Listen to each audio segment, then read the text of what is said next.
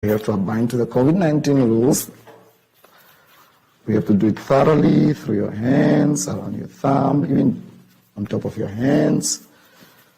Okay, and when done that, make sure your hands are dry and do the distance drill to make sure that you're not touching anyone.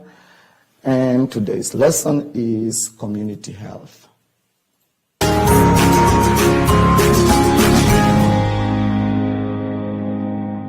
Grade 5s, let's turn to page 14 for this week's lesson. This week's theme is health education, and our topic is community health. We'll start with our basic competencies. I'll go through one by one. I'll start with the first one: identify and report on local health factors and services affecting the health of individuals, families, and the community. Describe and relate how lack of provision of local community health services affect the health of people at home or at school. Right. To understand our basic competencies, we'll begin by pinpointing or picking out the difficult terms that we might have problems with. We'll start or we'll begin with the term community. Right. It says here, a group of people living in the same place or having a particular characteristic in common. Right, what does this mean? This means your community is basically your area where you live, be it at home or at school at that point, if when you're at school, or any other location where you interact with the people or the animals that are around you. Right, health. The state of being free from an illness or injury. Right, this one is quite straightforward. Don't think we need an explanation on that one. Health care. The organized provision of medical care to individuals or a community. This is provided mostly by our government, the nurses, the doctors, and so on. Right. Medical. Relating to the science or practice of medicine. Right. This simply means that it relates to things that have to do with medicine, science, as in the doctors,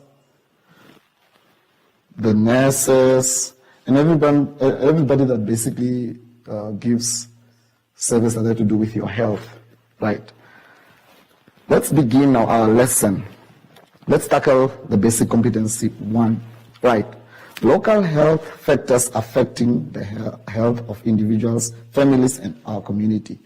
Right. I've made a spider monkey here for us with our health factors or things that affect our health in our communities. We will start by we will begin by pinpointing out these factors, which were already pinned out here by my friend, which is community safety, environment, the money, housing, and a job. How do these things affect our health? Right. Let's start with the job. For instance, if your mommy at home doesn't have a job and you get sick, how do you go to the hospital? Because at the hospital, we pay a certain amount, and if the mom doesn't have a job, it means there's money to pay for the services that are offered at the clinic, for instance. Right? Housing. How does this housing affect us? How does it affect us? If you don't have a house, for instance, if you don't have a house, and okay, not say you, but maybe street kids, we know we have street kids that are living under the bridge. Those kids will not be safe because then they are being exposed to the cold, the heat, and being bitten by mosquitoes. There's just no safety at all. Right. Now that we have looked at the factors affecting the community, let us look at how the lack of provision of local community health services affect the health of people at home. Right. The first one is the common one. It says here, lead poisoning. This is the water that we get from our taps at home. When you see it looks a little bit brown, it means it has lead content in it, which means that water is unsafe to drink. So the best way to keep it clean is to boil the water, have it, or you can buy water at the service that looks clear. It shouldn't look a little bit brown, because this causes or affects the brain or the nervous system, which will result in poor concentration in class, or maybe a child being born with a certain disability. All these things are caused by lead poisoning. And that's what is standing there in our book. On page 15, we have substandard housing such as water leaks, poor ventilation, dirty carpets, and pest infestation can lead to increase in molds, mites, and other allergens associated with poor health. This simply means that it's the little things, even just cleaning the dishes at home to prevent cockroaches. Cold indoor conditions have been associated with poor health, including an increased risk of heart disease. With extremely low and high temperatures have been associated with increased mortality, especially among vulnerable populations such as the elderly. And residential crowding has been linked with both physical illness such as tuberculosis and respiratory infections, and with psychological distress among both adults and children. And now with the current pandemic going on, COVID-19, it means that these households will find it very hard to keep up with the prevention measures of social distancing if they don't have houses, for instance. Because most of our houses in the outskirts of Windhoek have no structure of streets and stuff, so they just piled together, and the people don't really have enough space to distance themselves. So because some of them live 6 in a kabashu and so on.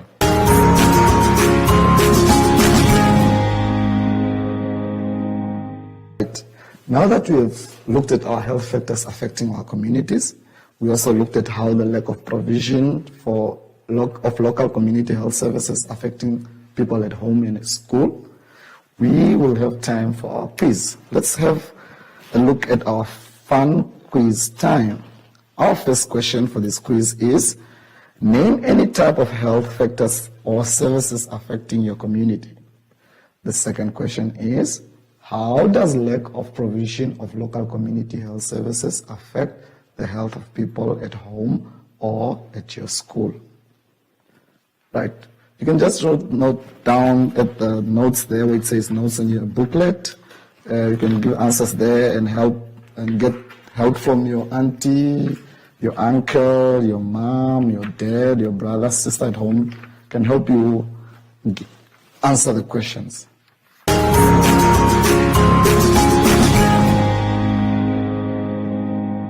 Right, I hope you enjoyed today's lesson, and also remember to always sanitize your hands. Remember your social distancing. Always wear a mask in public. And from us in the studio, until next time, ciao.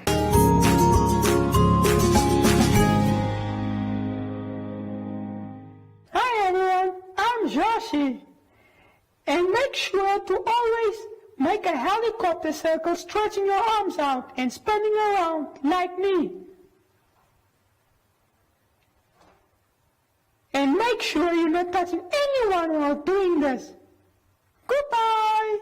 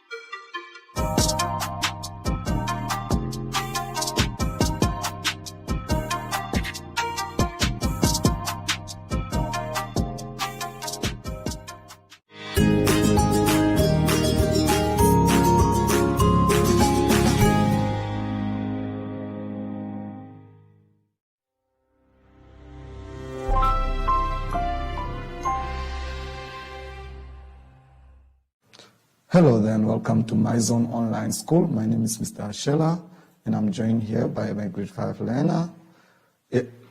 This week's theme is health education. But before we begin, I would like us to abide to the COVID-19's rules. We'll begin by sanitizing our hands. You must make sure that you rub the sanitizer thoroughly to your hand, around the thumb, and do the distance check. Make sure you're not touching the next person next to you. And today's lesson, we are still discussing community health.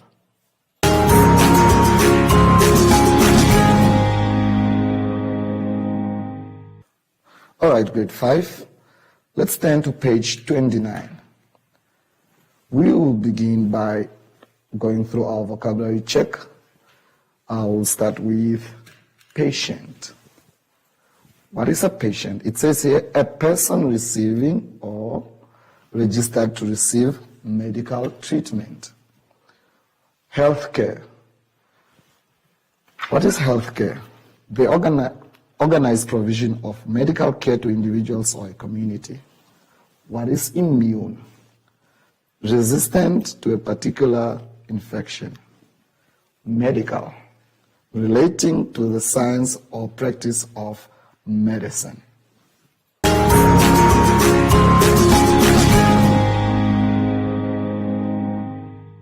Right. For this lesson, we are going to talk about PHC. I know you're sitting there wondering, what is PHC? Well, PHC stands for primary health care. So the P is for primary, the H is for health, the C is for care. Right. We are going to look at the roles of PHC, or the things that PHC provide us with. Says here, the main role of primary health care is to provide continuous and comprehensive care to the patients. The second point is, it also helps in making the patient available with the various social welfare and public health services initiated by concerned governing bodies and other organizations. What does this mean? It means that PHC is supposed to be provided by the government. Of course, we cannot build our own hospitals. We cannot have our own doctors at our house. You are lucky if your mom is a doctor, for instance. But this is the role of PHC, which means the government should provide us with the doctors, the nurses, the places like the hospitals, the clinics. That's what PHC stands for, or the role of PHC. Right. Who provides PHC? Like I said earlier, PHC is provided by the government, but the government doesn't come to us. It sends people like the nurses that come to school for immunization, or the doctors when you have a toothache, you go for the dentist. Those are part of the PHC.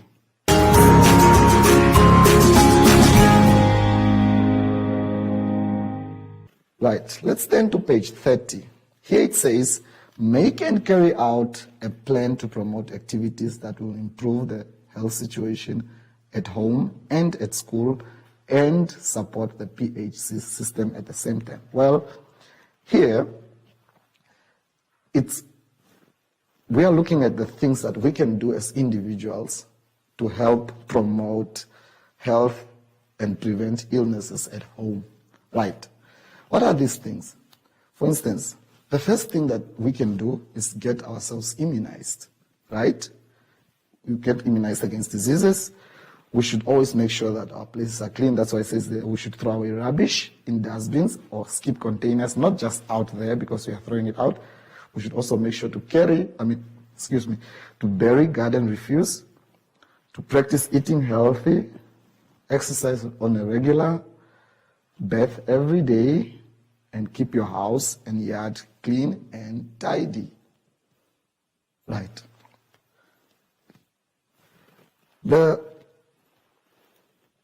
I spoke about immunize against diseases. So some kids out there sitting at home and wondering, what is immunize? Right. Here it says, explain the concept of immunization in simple terms. So I'm going to go through with you at home. I hope you are watching and really following. Right. Immunization is the process whereby a person is made immune or resistant to an infectious disease, typically by the administration of a vaccine. What does this mean? It means that you get an injection from a doctor or a nurse with a vaccine that will protect you from a certain disease. Like, for instance, right now we are sitting at homes in panic of the COVID-19 because we do not have a vaccine for it yet, right? So these are the things that are being spoken of. You see, if we don't get immunized, then we will be infecting others, we'll be spreading the disease, and a lot of people are dying, as you're seeing on the news, right? A vaccine will stimulate your body's own immune system to protect you from a certain disease, right? So what the vaccine does, they give you a certain, it's more like a medicine, yes, let's put it that way.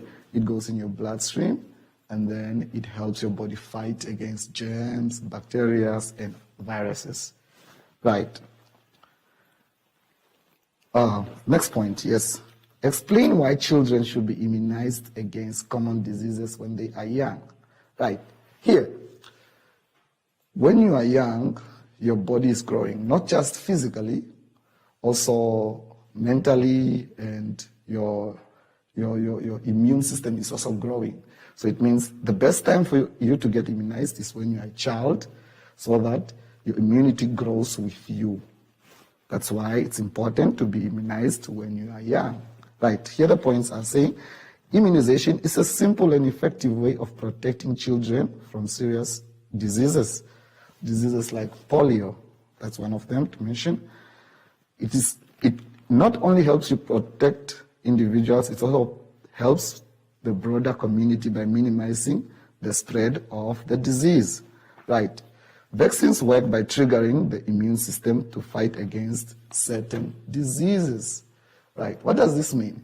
It means that if, for instance, let's say we get a vaccine for COVID right now, it means we will have to immunize from the earliest kids, from the youngest kids to the adults.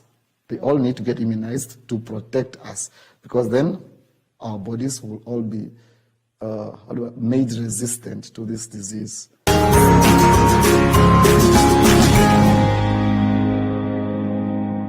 Right.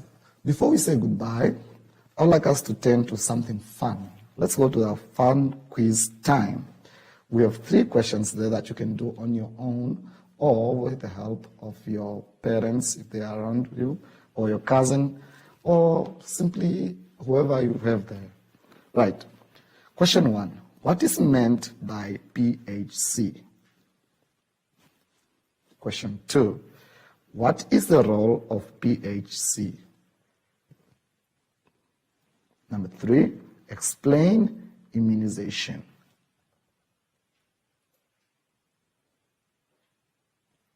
Right.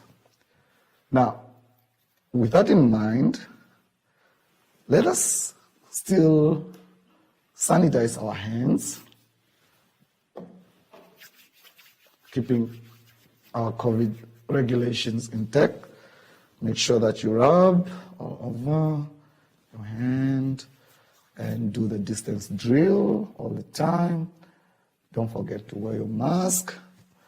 And from us here in the studio, until next time,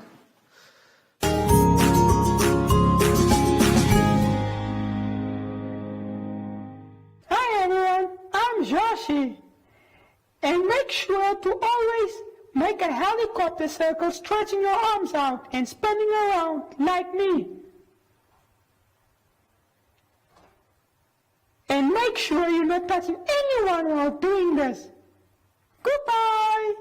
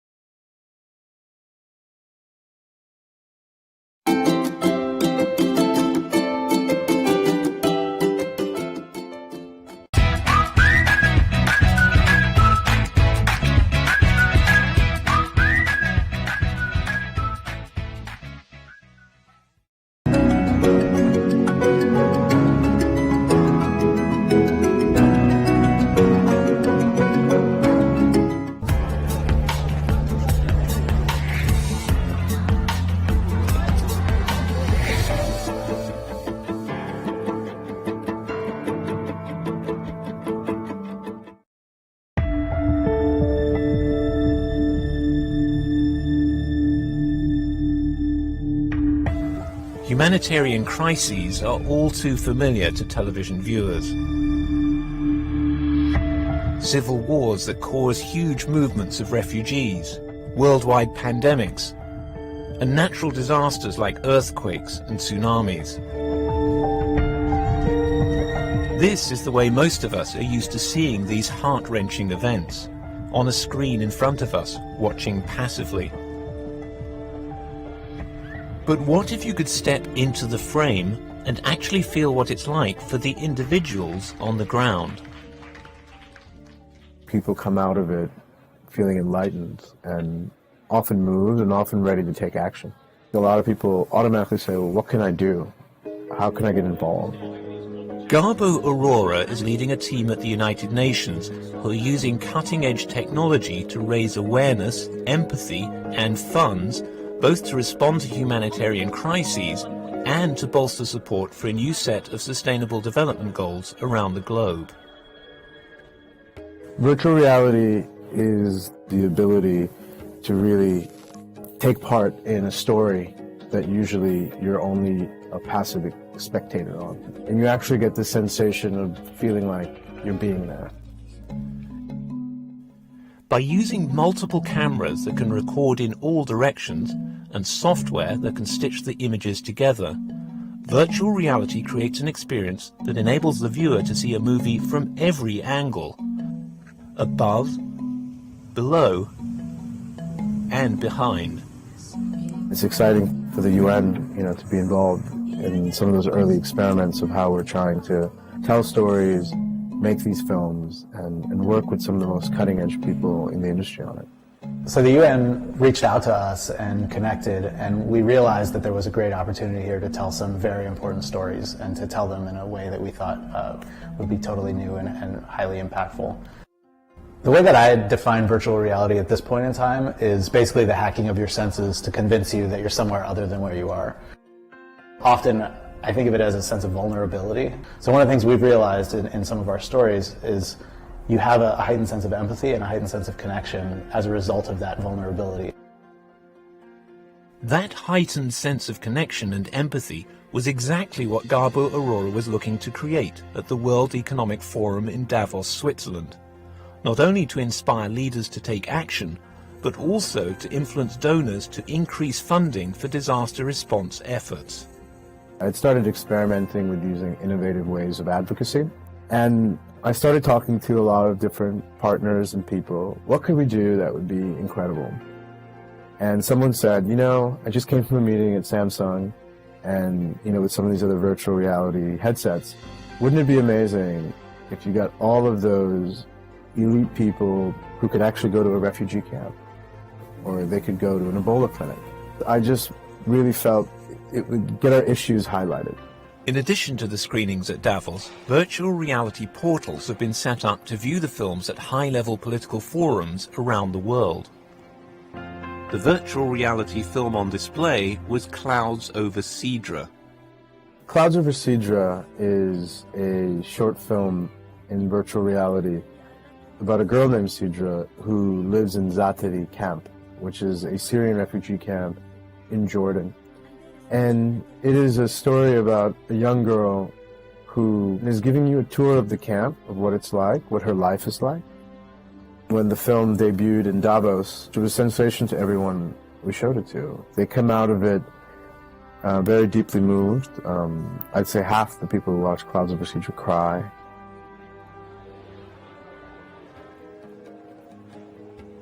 And then we cut a version for UNICEF, where it's face-to-face fundraisers. The way they do that is usually someone with a clipboard on the street in Europe or in different countries. So they thought, well, what if we got people to experience virtual reality on the street? Quite sad. They don't have a good environment to stay. We try our best to help them. Early reporting from UNICEF has shown that when using virtual reality, they've doubled the effectiveness of their fundraising efforts.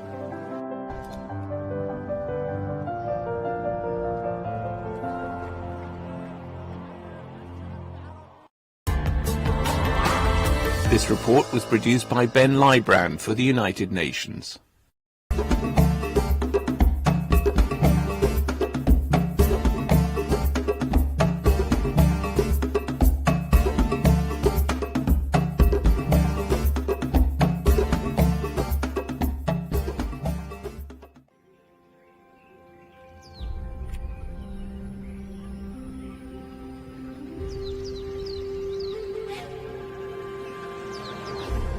The mighty Zambezi River, the longest east-flowing river in Africa, a river that flows through 6 countries, home to a plethora of wild species of fauna and flora, a lifeline for many people whose livelihoods are dependent on the abundance the river brings. Globally, communities who live along rivers rely on these rivers to survive. Communities living along the Zambezi call it the river of life, bringing water for their crops and fish as their main protein source. In Namibia, a country situated in sub-Saharan Africa, the Zambezi River sits at the heart of Kaza, the Kavango-Zambezi Trans-Frontier Conservation Area, which is one of the greatest conservation areas on Earth, a stronghold for very many of our most iconic wildlife. I'm right now where the river forms the border between Namibia and Zambia. This enormous water body provides sustenance to a wide array of wildlife, bird and fish species. It's also a lifeline for human beings. The same communities are the people also who are doing the illegal activities. The price of fishing has gone up because fish has become scarce. The more they finish us, the more our life gets harder and harder. These days, it is very rare to get a big bream unless in those protected areas. A small group of community members, together with non-governmental organizations like Namibian Nature Foundation, are fighting back. We have to start thinking out of the box, to be honest, because what's going to happen is going to be out of this box that we haven't seen before. By creating protected areas, monitoring and patrolling, fish stocks have a chance at recovery. These are the stories of the people fighting for the continued existence of their communities. These are the last defenders. Struggling with no food, no what. But we didn't stop. If I don't do it, our young children, they'll never know the fish.